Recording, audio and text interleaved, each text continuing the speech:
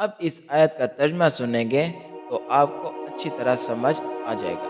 احل لکم لیلۃ الصیام الرفث الی نسائکم، تمہارے لیے حلال کر دیا گیا ہے روزوں کی رات میں تم اپنی بیویوں سے بے تکلف صحبت کرو۔ ہن لباس لکم وانتم لباس لہن، وہ تمہارے لیے لباس ہیں اور تم ان کے لیے لباس ہو۔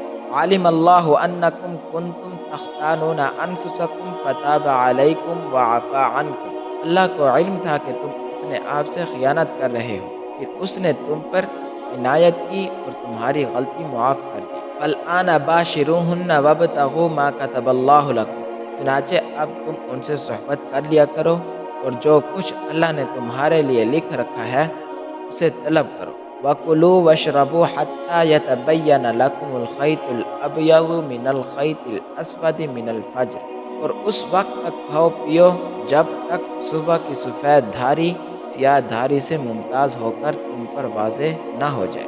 ثُمَّ أَتِمُّوا الصِّيَامَ إِلَى اللَّيْلِ، اس کے بعد رات آنے تک روزے پورے کرو۔